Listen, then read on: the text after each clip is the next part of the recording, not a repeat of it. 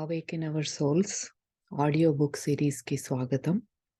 మనం చదువుకునే పుస్తకం పురాణ పురుష యోగిరాజా శ్రీ శ్యామాచరణ లాహిరి.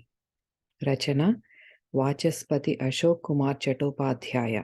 అనువాదం డాక్టర్ పోరంకి దక్షిణామూర్తి. తస్మై శ్రీ గురవే నమః. ప్రస్తావన. మా పితామహులైన స్వర్గీయ శ్యామాచరణ లాహిరి మహాశైల సంపూర్ణ జీవిత కథ నేను రాస్తే బాగుంటుందని మహామహోపాధ్యాయ స్వర్గీయ గోపీనాథ కవిరాజ మహాశైలకు అనేక మంది ఇతర మహానుభావులకు మనస్సులో కోరికగా ఉండేది. జీవిత కథ రాయడాని గురించి అందరూ పట్టుబట్టారు. స్వర్గీయులైన మా పూజ్య పితామహులు స్వహస్తాలతో రాసిన డైరీలు 26 నా దగ్గర ఉండడము, నేను మా నాన్నగారి దగ్గర ఉంటుండడము, వారి ఆప్యాయానికి పాత్రుడనై ఉండడము కూడా దానికి కారణాలు. పౌరాణిక యుగంలో సమస్త ఋషులు, మునులు, గృహస్థులు వారు గృహస్థాశ్రమంలో ఉంటూ సాధన ద్వారా ప్రత్యక్షానుభూతి పొందిన తత్వం ఈ రోజుల్లో ఇప్పటి వరకు కొన్ని వేల ఏళ్లుగా లభ్యం కాలేదు. కానీ లాహిరి మహాశయులు జీవితాంతం వరకు గృహస్థ జీవితమే గడుపుతూ పెన్షన్ పొందే వరకు ప్రభుత్వోద్యోగంలో మునిగి ఉంటూ చివరికి ప్రైవేటు నౌకరీ చేస్తూ ఉండి కూడా వీటన్నిటి మధ్య సాధన చేస్తూ అన్ని ప్రత్యక్షానుభూతుల ద్వారానూ దర్శన శ్రవణాదుల ద్వారానూ ఆధ్యాత్మిక జగత్తుతో సంధానం కావించుకున్నట్లుగా ఈ యుగంలో మరొకరెవరికీ సంభవం కాలేదు. యోగ మార్గంలో ప్రత్యక్షానుభూతి సంపన్నులైన సాధకులు ఈ యుగంలో మహాత్మా కబీర్ తర్వాత లాహిరి మహాశయులొక్కరే అన్న విషయంలో సందేహమూ లేదు, ఇబ్బంది లేదు. కబీర్ ఈ జన్మలో ఉత్తమ బ్రాహ్మణ వంశంలో పుట్టాడని అనేక మందికి, ముఖ్యంగా వారి శిష్యులకు ఉన్న అభిప్రాయం. అయితే దీనికి సాక్షాత్ ప్రమాణం మాత్రం లభ్యం కాలేదు. అయినప్పటికీ కబీర్ వాక్కులను లాహిరి మహాశయులు తమ డైరీల్లో రాసి పెట్టిన అనుభూతులను చూసినట్లయితే ఈ అభిప్రాయమే సరైందని అనిపిస్తుంది. రిమిఝిమి రిమిఝిమి చాదరియా బినిరే అన్నాడు కబీర్. ఆయన పాలనా పోషణలు మగ్గపింట్లో జరిగాయి. ఆయన నేత పని చేస్తుండేవాడు, కానీ ఎప్పుడు సాధనా పరావస్థలో ఉంటుండేవాడు. ఇదే స్థితి లాహిరి మహాశయులది కూడా. వారెప్పుడూ క్రియాపరావస్థలోనే ఉంటూ అన్ని పనులు చేస్తుండేవారు. ఇది చాలా ఆశ్చర్యం కలిగించే స్థితి. ఈ స్థితినే సూచిస్తూ శ్రీకృష్ణ భగవానుడు తస్మాత్ సర్వేషు కాలేషు యోగయుక్తో భవార్జున అని చెప్పాడు. యుక్త అసీత్ మత్పరః మొదలైనవి కూడా చెప్పాడు. వారు ఈ స్థితిలోనే ఉండేవారని, వారి దర్శనం చేసుకొన్నవారు, వారి సాన్నిధ్యంలో ఉన్నవారు, వారి చరణాలను ఆశ్రయించిన వారు చెప్పగా విన్నాను. అయితే నేను స్వయాన వారి మణమణ్ణి అయినప్పటికీ, వారి పవిత్ర వంశంలో జన్మించినప్పటికీ కూడా వారి దర్శన భాగ్యం పొందలేకపోయాను. వారి మహాప్రయాణానికి 9 ఏళ్లు తర్వాత పుట్టాను నేను. పూర్వజన్మలో కూడా వారితో ఏదైనా సంపర్కం ఉందేమో తెలియదు, కానీ ఒక ఆధ్యాత్మిక సంబంధం మాత్రం ఉండి ఉంటుందని అనిపిస్తుంది. ఎన్నడూ చూసి ఉండని, ఎన్నడూ సాంగత్యంలో ఉండని, ఎన్నడూ ప్రత్యక్ష పరిచయం పొంది ఉండని వారి పట్ల నాకు ఇంత అనురాగమో, ఇంత శ్రద్ధ, ఇంత భక్తి ఎందుకున్నాయో ఆ అంతర్యామికే తెలియాలి. వారు నా ప్రాణానికి ప్రాణం, వారే నా ఆరాధ్య దైవం, వారే నా సర్వస్వం. నేను లాహిరి మహాశయుల సంపూర్ణ జీవిత చరిత్ర రాయాలని చాలామంది పట్టుబడుతూ ఉండేవారు. కానీ విచారకరమైన విషయం ఏమిటంటే, నేను సాహితీవేత్తను కాను, ఎలా రాయాలో కూడా నాకు తెలియదు. ఇంతకు పూర్వం అనేక మంది వారి జీవిత చరిత్ర రాశారు. అనేక మాసపత్రికల్లో కూడా అప్పుడప్పుడు వారిని గురించి రాస్తుండేవారు. అవన్నీ ఎవరెవరో చెప్పగా విని రాసినవి, కానీ నాకు వారి చరణాల మీద భరోసా ఉంది. విశ్వ తుమ్హారీ పూజా కర్తా, యహీ బాత్ मन में मंडराती, मेरी पूजा बिना तुम्हारी पूजा तो अपूर्ण रह जाती, तुम तो मेरे ईश्वर प्रभु हो, मैं हूँ दास तुम्हारा, మేరీ పూజా బినా రహే బాకీ స్తవన్ తుమ్హారా. అంటే ప్రపంచం నిన్ను పూజిస్తుంది. అదే మాట మనస్సులో మెదులుతూ ఉంటుంది. నేను పూజించనిదే నీ పూజ అసంపూర్ణంగానే ఉండిపోతుంది. నువ్వైతే నాకు ఈశ్వర ప్రభువువు. నేను నీ దాసుణ్ణి. నేను పూజించకపోతే నీ స్తుతి కొరవడిపోతుంది. వారి మూర్తికి ఎదురుగా నేను ప్రతిరోజు గీతా పఠనం చెయ్యకపోయినట్లయితే వారు కోపగించారేమో అని అనిపిస్తుంది. వారు నాకు ప్రియమైన వారైనట్లే నేను వారికి ప్రియమైన పౌత్రుణ్ణి అయ్యేటట్లు ఈశ్వరుడు మాకు సంబంధం ఏర్పరిచాడు. అందుచేత వారి విషయంలో ఆలోచన చెయ్యడం నేను అనధికారంగా చేసే ప్రయత్నమూ కాదు. 1, 2 మాటలు చెప్పడంతోనే పని జరిగేది కాదు. వారు తమ ప్రియ పౌత్రుణ్ణి తప్పకుండా క్షమిస్తారని నా ఆశ. మా తాతగారి పూర్తి జీవిత చరిత్ర రాయడం నా వల్ల జరిగేది కాదని గ్రహించాను. ఎందుకంటే మొదట నాకు రాసే అలవాటు లేదు. ఇంతే కాకుండా రాయడానికి సమయం కూడా దొరకదు. కొంతసేపు ఆధ్యాత్మిక సాధనలో గడిచిపోతుంది. మధ్యాహ్నం 3 గంటలకు పఠనం, భజన, సంకీర్తనం వంటి వాటితో గడిచిపోతుంది. ప్రతిరోజు కొన్ని ఉత్తరాలకు జవాబులు రాయవలసి ఉంటుంది. జనం రాకపోకలు, పరిచయాలు, సంభాషణలు, చర్చలు మొదలైన వాటిలో చాలా సమయం గడిచిపోతుంటుంది. పరమహంస యోగానంద గారి ఒక యోగి ఆత్మకథ అంటే ఆటోబయోగ్రఫీ ఆఫ్ ఎ యోగి లోను, శంకరనాథ్ రాయ్ గారి భారత్ కే సాధక్ అంటే భారతదేశ సాధకులు అన్న గ్రంథంలోను తాతగారి సంక్షిప్త జీవిత కథ ఉండడం వల్ల ప్రపంచంలో ఎక్కడెక్కడి నుంచో జనం వస్తూ ఉంటారు. అనేక రకాల చర్చలు చేస్తూ ఉంటారు.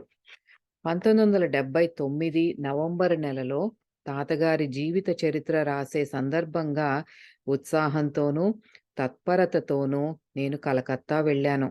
వెళ్ళి వరాహనగర్‌లో శాంతినీడ నివాసులైన శ్రీ అశోక్ కుమార్ చటోపాధ్యాయ గారి 5దో అంతస్తు నివాస స్థానంలో 18 రోజుల వరకు అజ్ఞాతవాసంలో ఉన్నాను.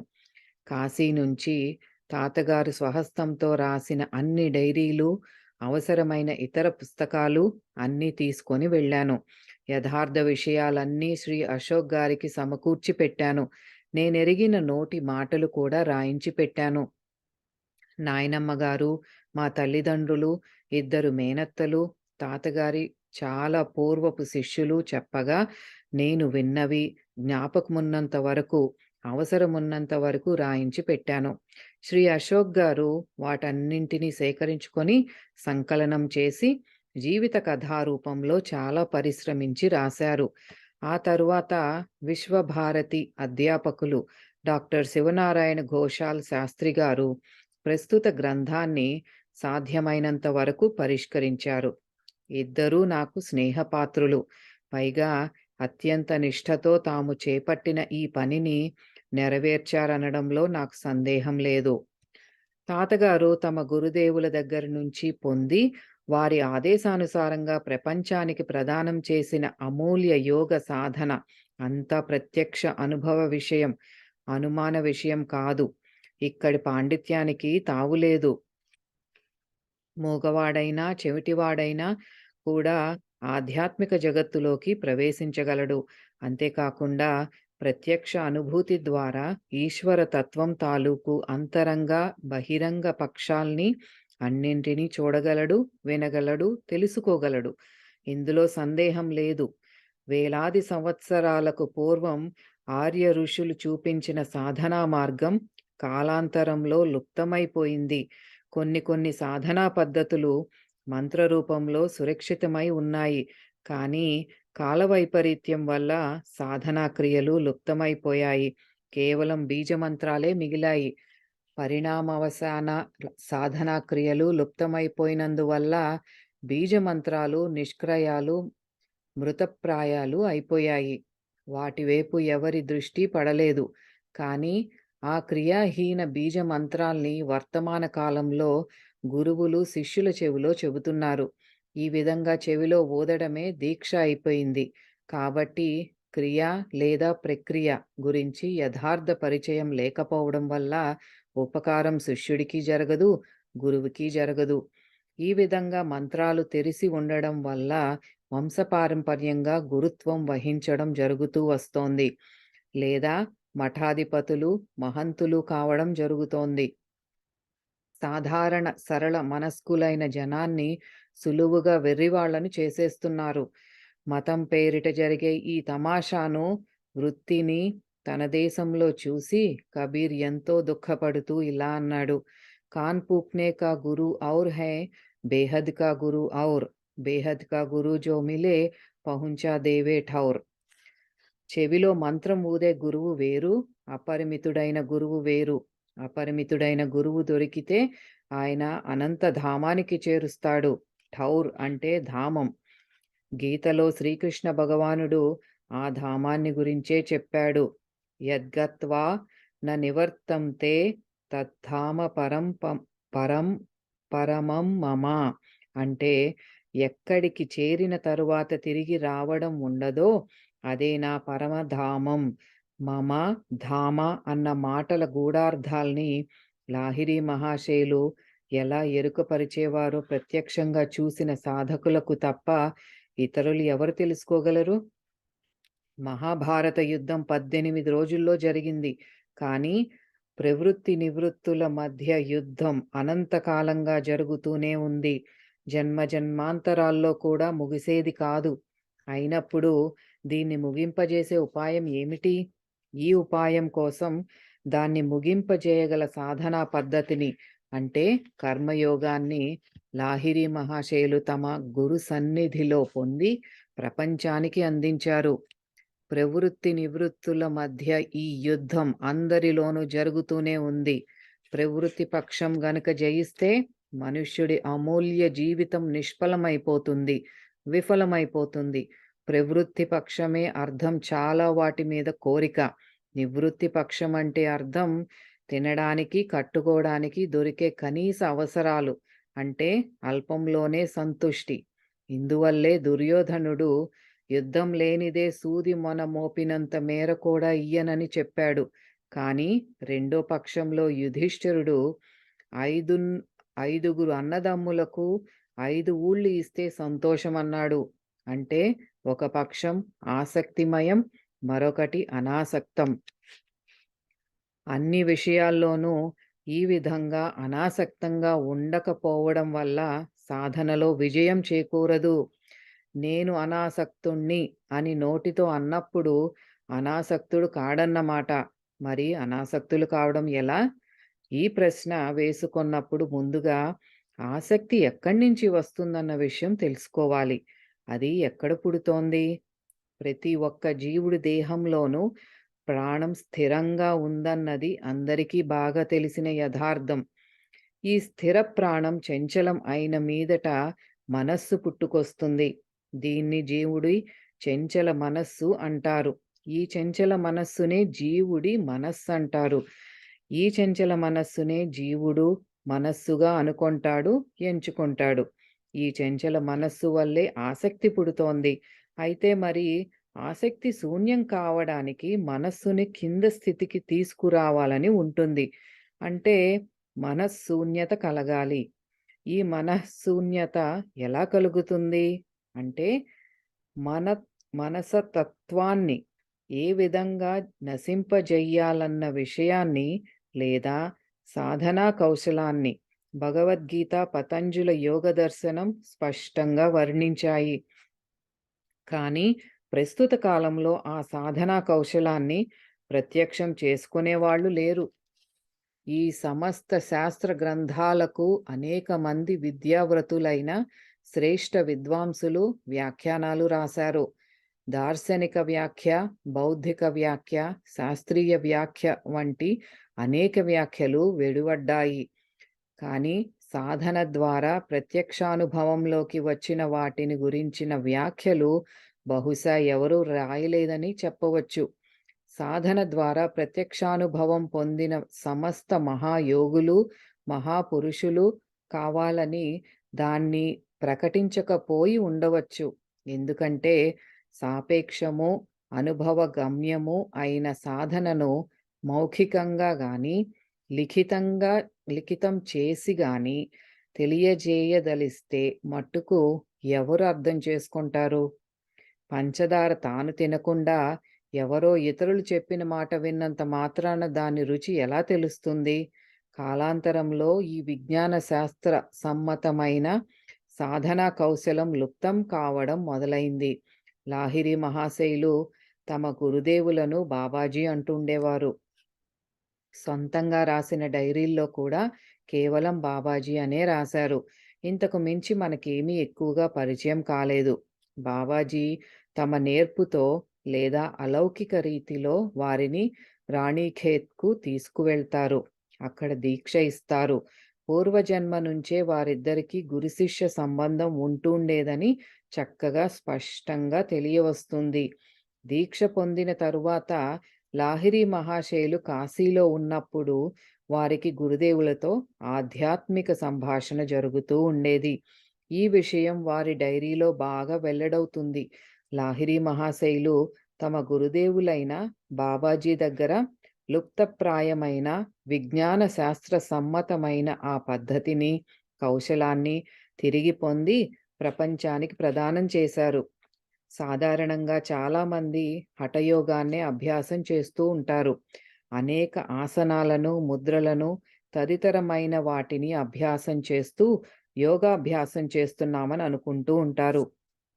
అయితే వారి అభ్యాసం వల్ల శారీరకమైన ఉపకారం తప్పకుండా జరుగుతుంది. కానీ ఆ ఉపాయం వల్ల శరీరంలో ఉన్న ఆత్మతో అనుసంధానం జరగదు. మనస్సు కూడా స్థిరం కాదు. మనస్సుకు స్థిరత్వం లేనిదే సాధనా రంగంలోకి ప్రవేశించలేడు. ఇందువల్ల రాజయోగం అవసరం ఏర్పడింది. కేవలం మనస్సుకు స్థిరత్వం కలిగినంత మాత్రాన సాఫల్యం కలగదు. మనస్సుకున్న చంచలత చాలా వరకు తగ్గినా కూడా ఉపయోగం లేదు. ఆత్మ సాక్షాత్కారం కలగనంత వరకు బ్రహ్మీ స్థితి ప్రాప్తించదు. భ్రూమధ్య స్థానంలో కూటస్థ చైతన్య దర్శనం కలగనంత వరకు మనుష్య జీవితం సఫలం కాదు. భ్రువోర్మధ్యే ప్రాణమావేశ్య సమ్యక్ సతం పరం పురుషముపైతి దివ్యం. దీనికోసం రాజయోగం అవసరం. హఠయోగము, లయయోగము ఒక చోట కలవడం లాభకరం. రాజయోగం ద్వారా మనస్సు స్థిరమవుతుంది. లయయోగం ద్వారా ఆత్మ సాక్షాత్కారం కలుగుతుంది. ఈ సాధనలను అభ్యాసం చేయడం వల్ల శరీరానికి కలిగిన బడలికను పోగొట్టడానికి హఠయోగం అవసరం. ఒకే ఆసనంతో ఎక్కువసేపు సాధన చేయడం వల్ల కలిగే జడత్వం హఠయోగం ద్వారా దూరమవుతుంది. మనం ఈశ్వరుణ్ణి వైకుంఠంలో వెతుకుతాం, క్షీరసాగరంలో వెతుకుతాం, తీర్థాల్లోనూ, మందిరాల్లోనూ, మసీదుల్లోనూ వెతుకుతాం. కానీ మన శరీరంలోనే భ్రూమధ్య స్థానంలో ఎప్పుడూ విరాజిల్లుతున్న వాణ్ణి ఎరగం. ఆయన్ని వెతకాలన్న పట్టుదల కూడా మనకు కలగదు. ఈ దేహపురంలో భ్రూమధ్య స్థానంలో ఆ ప్రత్యక్ష దేవాత్ముడు విరాజిల్లుతున్నాడు. ఆయన్ని దర్శనం చేసుకునే విషయం ఋషులందరూ ఏకవాక్యంతో వ్యక్తం చేశారు.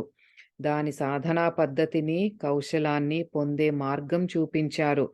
కానీ కాలాంతరంలో లుప్తమైపోయింది. దానికి ప్రధాన కారణం సాధనాపేక్షత.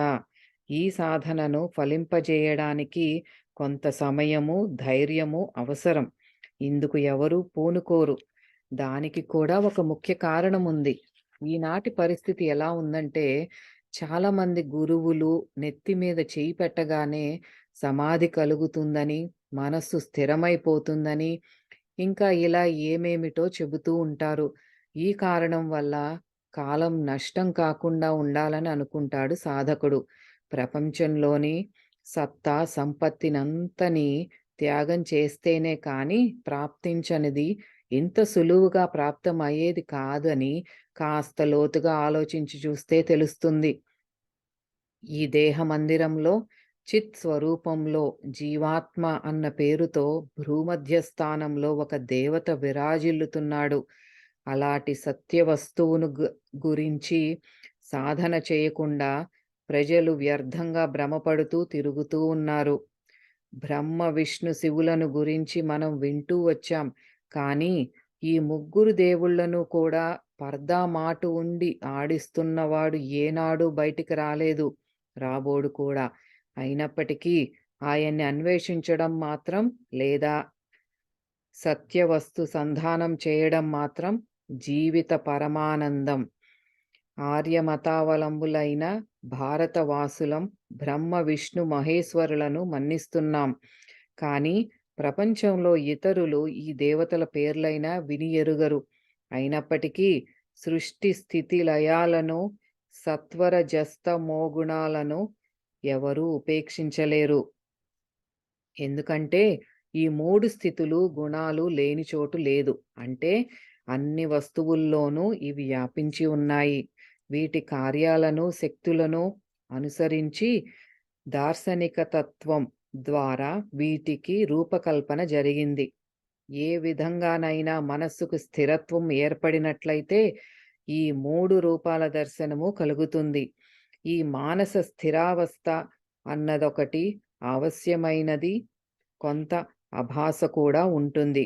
కానీ ఇది మాయాపరమైనది, భ్రూమాత్మకమును. ఎందుకంటే ఈ రూపాలు సత్యము, నిత్యము అయినట్లయితే ఏ దేశవాసి అయినా, ఏ మతావలంబి అయినా వీరి దర్శనం పొందగలగాలి. కానీ అలా జరగడం లేదు. కానీ ఎవరికి ఏ విషయాన్ని గురించి బోధ జాగృతమయ్యి ఉంటుందో, లేదా ఎవరికి ఏ ధారణ ఉందో దాని దర్శనమే పొందుతున్నారు.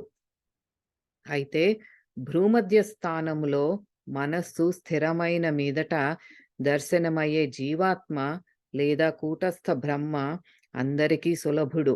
ప్రపంచంలోని సమస్త సాధకులకు ఆయన దర్శనం ప్రాప్తిస్తుంది.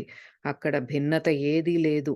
పరమాత్మ అయితే మన పరిధికి అవతల ఉన్నాడు. కానీ జీవాత్మ అంటే కూటస్థ బ్రహ్మ మన పరిధిలోనే, మనకి అందుబాటులోనే ఉన్నాడు. ఘట్ ఘట్ విరాజే రామ్ అంటే ప్రతి దేహంలోనూ వెలుగొందే రాముడి దర్శనం ఇదే. ఇంత గొప్ప సత్య వస్తువుని గురించి మనం ఎందుకు సాధన చేయడం లేదు? దీనికి కారణం మనస్సుకున్న చంచలత్వం. అయితే మరి మనస్సు చంచలం ఎందుకవుతుంది? ప్రాణం చంచలం కాబట్టి మనస్సు కూడా చంచలమే. ప్రాణానికున్న చంచలత్వానికే మనస్సు అని పేరు. ఏ విధంగానైనా ప్రాణాన్ని స్థిరం చేయగలిగినట్లయితే మనస్సు కూడా స్థిరమవుతుంది. లేదా ఏ ఉపాయం ద్వారానైనా మనస్సును స్థిరం చేసినట్లయితే ప్రాణం కూడా స్థిరమవుతుంది. మనస్సు కంటే ప్రాణం స్థూలం. మనం స్వేచ్ఛాపూర్వకంగా ప్రాణాన్ని కొన్ని క్షణాల పాటు ఆపి ఉంచగలం. కానీ మనస్సును నిలిపి ఉంచడం చాలా కఠినం. ఇందువల్లే ప్రాణాన్ని స్థిరం చేయడానికి శ్రేష్టమైన ఉపాయం ప్రాణాయామం. నదుల్లో కల్లా గంగా, మంత్రాల్లో ప్రణవం, తీర్థాల్లో కాశీ శ్రేష్టమైనవ అయినట్లుగానే సాధనలన్నిటిలోకి ప్రాణాయామం శ్రేష్టమైనది, శాస్త్ర సమ్మతమైనది, అందరూ మన్నించేదిను. ప్రాణాయామం అనేక రకాలు. వాటిలో సుషుమ్న లోపల జరిగే ప్రాణాయామం శ్రేష్టమైనది. ఈ ప్రాణమే ఈ దేహంలో ముఖ్య ప్రాణవాయు రూపంలో సంచరిస్తూ ఉంటుంది. శరీరంలోని 5 స్థానాల్లో ఉండడం వల్ల దీనికి 5 పేర్లున్నాయి. ప్రాణ, అపాన, సమాన, ఉదాన, వ్యానాలు. ఈ వాయువులు 5 శరీరంలో సమానంగా ఉన్నట్లయితే మనస్సు స్థిరంగా ఉంటుంది. ఏ కారణం వల్లనైనా వికారం చెందినట్లయితే ఇవి చంచలమైపోతాయి. ఎలాగంటే వాత, పిత్త, కఫాలు 3 కనుక శరీరంలో సమానంగా ఉంటే ఒంట్లో రోగమేది ఉండదు. ఏ కారణం వల్లనైనా వికారం చెందినట్లయితే ఆ కారణాలకు సంబంధించిన రోగాలు పుడతాయి. శైత్యం అంటే జలుబు వల్ల కఫం పేరుకొన్నట్టు.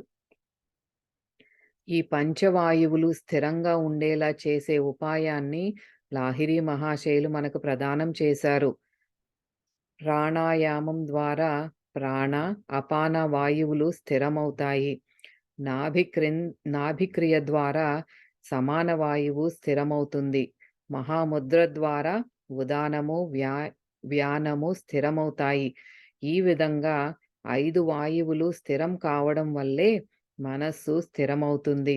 మనస్సు స్థిరమవడం వల్లే ఆత్మ సాక్షాత్కారం కలుగుతుంది. ఆత్మ సాక్షాత్కారం యోని ముద్ర ద్వారా కలుగుతుంది. సమస్త ఇంద్రియ ద్వారాల్ని బలపూర్వకంగా మూసి ఉంచి మనస్సును 4 వైపులకు పోనివ్వకుండా భ్రూమధ్యంలో నిలిపి ఉంచి నిర్దిష్ట మార్గంలో అభ్యాసం చేస్తూ ఉంటే ఆ అవిజ్ఞేయమైన ఆత్మదర్శనం కలిగి సాధకులు కృతకృత్యులవుతారు. రథే చ వామనం దృష్ట్వా పునర్జన్మ న విద్యతే. అంటే ఈ శరీర రూపమైన రథంలో ఉన్న వామన దేవుణ్ణి అంటే బొటనవేలెడంత ప్రమాణం గల పురుషుణ్ణి దర్శించుకుంటే జన్మ సఫలమవుతుంది. ఈ పురుషుణ్ణి దర్శించుకున్న వాళ్లకు పునర్జన్మ కలగదు. వాళ్ళు ఎప్పటికీ ముక్తులై ఉంటారు. భగవద్గీతలో పురుషోత్తమ యోగంలో చెప్పిన పురుషుడు ఈయనే. ఈయన దర్శనం పొందితే సాధకుడి జీవితం కృతార్థమవుతుంది. కబీర్ ఈ రహస్యాన్ని చాలా అందమైన రీతిలో ఇలా చెప్పాడు. మర్తే మర్తే జగ్ మరా, మర్నా న జానే కోయ్, ఐసా మర్నా కోయి న మరా, जो फिर ना मरना होय, मरना है दुई भांति का, जो मरना जाने कोई, రామ్ దుఆరే జో మరే ఫిర్ నా మర్నా హోయ్. అంటే ఈ లోకంలో ప్రతిరోజు జనం చస్తూనే ఉన్నారు. కానీ దురదృష్టవశాత్తు మళ్ళీ చావు రాకుండా ఉండేలా చనిపోయే వాళ్ళు ఎవరూ లేరు. లోకంలో చావు 2 రకాలు. ఒకటి మామూలు చావు, ప్రతిరోజు చూస్తున్నదే. మరొకటి అసాధారణ మరణం. దాన్ని రామ్ దుఆర్ మరణం అంటారు. అంటే రాముడి గుమ్మంలో చనిపోవడం. మామూలు మనుషులు దీన్ని ఏ రాములు వారి కోవెల ముందో చనిపోవడం అని అనుకుంటుంటారు. ఈ రామద్వారం ఏమిటి? ఈ రహస్యం లాహిరి మహాశయులు చెప్పారు. అంటే రామద్వారంలో అంటే భూమధ్య స్థానం కనుబొమల నడిమి చోటులో కూటస్థ ప్రాణాన్ని మనస్సును స్థిరంగా నిలిపి ఆ పరమ పురుషుణ్ణి దర్శిస్తూ శరీరాన్ని విడిచిపెట్టే వాళ్లకు పునర్జన్మ కలగదు. ఇది చాలా వాస్తవమైన విషయం. సత్యమైన సాధనే కాని ఒట్టి మాటలు కావు. జీవితమంతా సాధన చేసిన వాళ్ళకి ఇది సంభవం. క్రియాయోగ ఉద్దేశము దాని ఫలితము కూడా ఇదే. ఈ విధమైన మరణాన్ని నేను ప్రత్యక్షంగా కళ్ళతో చూశాను. అంచేతే ఇంత గట్టిగా చెప్పడానికి అర్హత, అనుభవము పొందాను. ఇది కేవలం ఎవరో చెప్పగా విని అలాటగా ఇలాటగా అంటూ చెప్పే మాట కాదు. కళ్ళారా చూసిన దృశ్యమిది. ఎంత అద్భుతంగా ఉందో ఆ మరణం. మా నాన్నగారి మరణాన్ని కళ్ళారా చూశాను. ఇంకా చాలామంది చూశారు. వారు సమస్త ప్రాణవాయువును సంపూర్ణంగా నొసటి మధ్య చోటికి లాగి మనస్సుని అక్కడ పూర్తిగా నిలిపి శరీరాన్ని విడిచిపెట్టారు. ఆ సమయంలో భూమధ్య స్థానంలో ఎంత కంపనం, అదురుపాటు కలిగిందో వర్ణించి చెప్పడం సాధ్యం కాదు. పేల్చిన తుపాకీ గుండు ఒకటి లోపలి నుంచి బయటకు దూసుకుంటూ వస్తున్నట్టు అనిపించింది. ఆ సమయంలో వారు మూర్తిమంత సిగ్ధ ప్రశాంతులై ఉన్నారు. వారి సుందర స్నిగ్ధ దేహం కంటికి ఎంత ఇంపుగా కనిపించిందో, వారి శరీరమంతా తాజా ఎర్ర గులాబీ పువ్వు వికసించినట్టుగా ఉంది. ప్రయాణకాలే మనసాచలేన భక్త్యా యుక్తో యోగ బలేన చైవ భ్రువోర్మధ్యే ప్రాణమావేశ్య సమ్యక్ సతం పరం పురుషముపైతి దివ్యం. అంటే భక్తితో కూడుకొన్నవాడై అంత్యకాలంలో యోగ బలం చేత ప్రాణశక్తిని కనుబొమల మధ్య బాగా నిలిపి నిశ్చల మనస్సుతో పరమాత్మను చింతన చేసేవాడు ఆ పరమాత్మనే పొందుతున్నాడు అని భగవద్గీత 8వ అధ్యాయం 10వ శ్లోకంలో చెప్పబడి ఉన్నది. అది ఎంత అపూర్వమైన దృశ్యమంటే సాక్షాత్తు మహాదేవుడే నిద్రపోతున్నట్లు ఉంది. భ్రూమధ్య స్థానం వజవజ వణుకుతూ ఉంది. ఆ సమయంలో మా తాతగారి శిష్యులైన వంశీధర్ ఖత్రి గారు నాతో ఇలా అన్నారు: చూడండి సత్యబాబు, గీతలో 8వ అధ్యాయంలో ఉన్న 10వ శ్లోకంతో అన్వయించి చూసుకోండి. దీన్నే రామ్ దువార్ అంటారు. ఇదే బ్రహ్మీ స్థితి. ఈ రామద్వారం ఒకనాటి ప్రయత్నంలో సాధ్యమయ్యేది కాదు. ఈ బ్రహ్మీ స్థితి పొందడానికి జీవితమంతా యోగ సాధన చెయ్యవలసిన అవసరం ఉంది. ఇందుకే గీతలో ఇలా చెప్పారు: స్వధర్మే నిధనం శ్రేయః పరధర్మో భయావహః. స్వధర్మం అంటే ఆత్మధర్మం. అంటే ఆత్మధర్మ స్వరూపమైన క్రియాయోగ అనుశీలన. ఈ క్రియాయోగం చేస్తుండగా మరణం సంభవిస్తే మంచిది. కానీ పరధర్మం అంటే దేహధర్మం లేదా ఇంద్రియ ధర్మం భయం కలిగిస్తుంది. ఎందుకంటే దాంట్లో చావు పుట్టుకలు రెండూ తప్పనివే. ఆ అధ్యాత్మ రాజ్యక్షేత్రంలోకి ప్రవేశించడానికి లాహిరి మహాశయులు చూపించిన మాదిరిగా ఈ రోజుల్లో చూపించడం మరెవరి వల్ల సంభవం కాదు.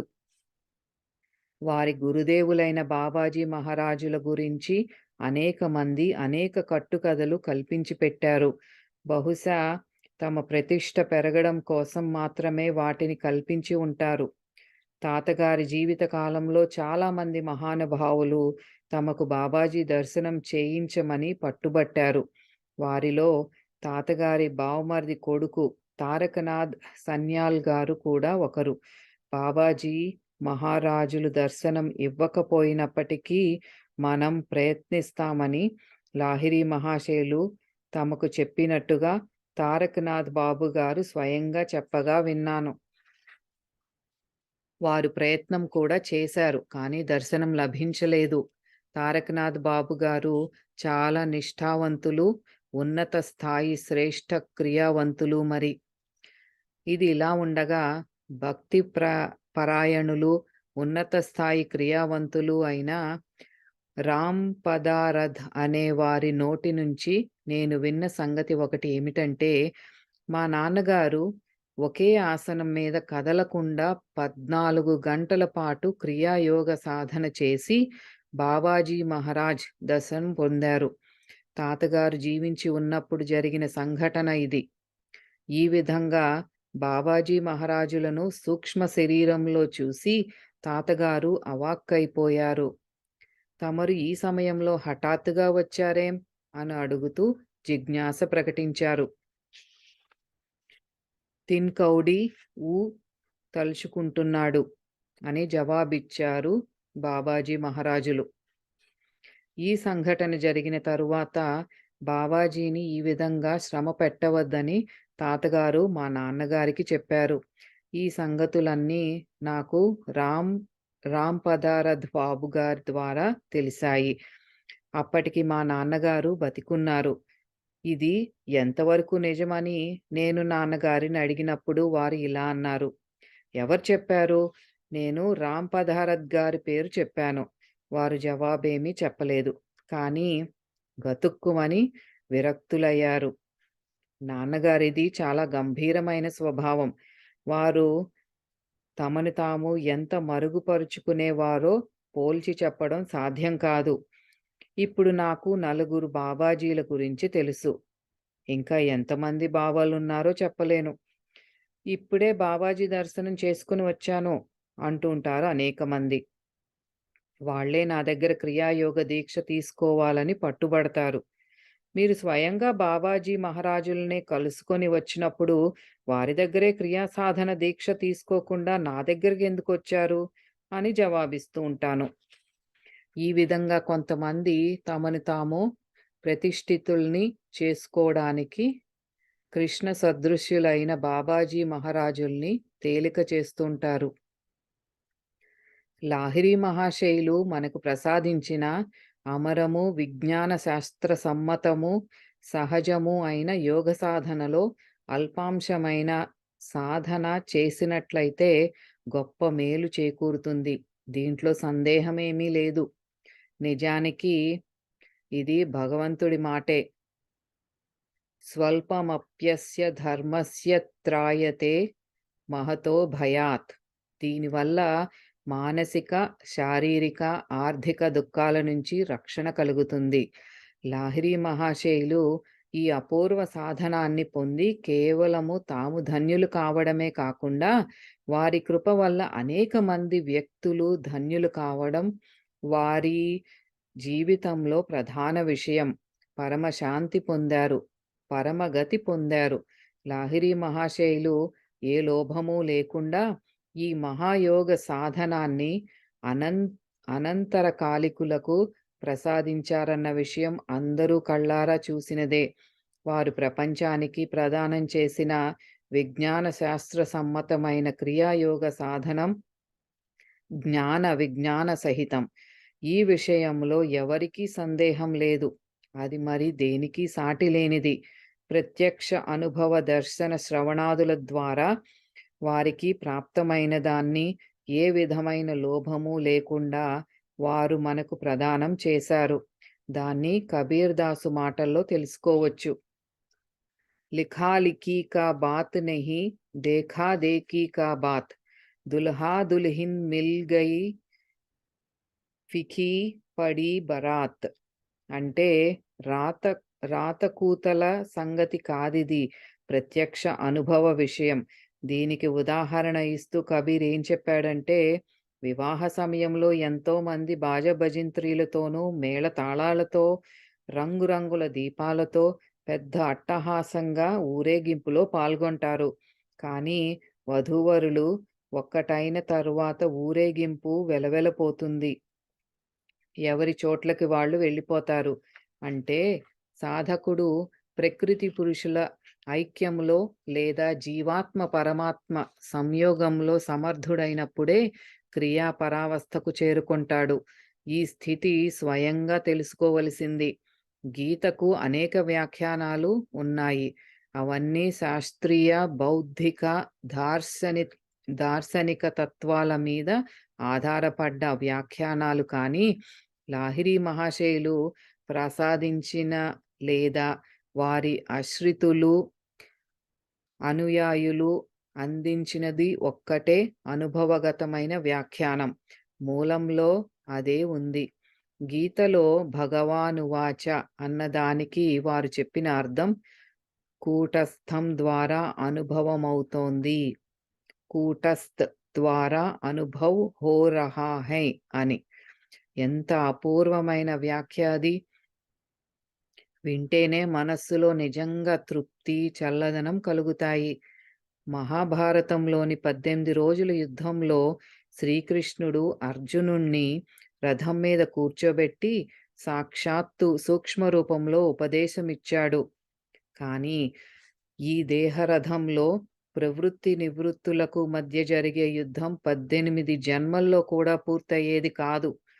శ్రీకృష్ణుడు ఆ దేహం విడిచి వెళ్ళిపోయాడు. కానీ అప్పుడు దానిలో ఉన్న కృష్ణుడు ఇప్పటికీ ప్రతి ఒక్క దేహ రథంలోనూ ఉన్నాడు, చిరకాలం ఉంటాడు. ఆయన అవినాశకుడు గనక. ఆయన ఉంటుండడం వల్లనే మనం అన్నీ అనుభవిస్తున్నాం. ఈ దేహరథంలో ఉండి ఆయనే ఉపదేశిస్తున్నాడు. భగవంతుడు మళ్ళీ ఇలా చెప్పాడు, ఓ అర్జునా, నేను ఉండను, నువ్వు ఉండవు అని. మరైతే ఉండేదేటట? ఈశ్వరః సర్వభూతానాం హృద్దేశేర్జున తిష్ఠతి. ఈశ్వరుడు జీవులన్నిటిలోనూ హృదయస్థానంలో ఉంటాడు అర్జున. అర్జునుణ్ణి ఉద్దేశించి ఆ ఈశ్వరుడి శరణాగతి పొందు.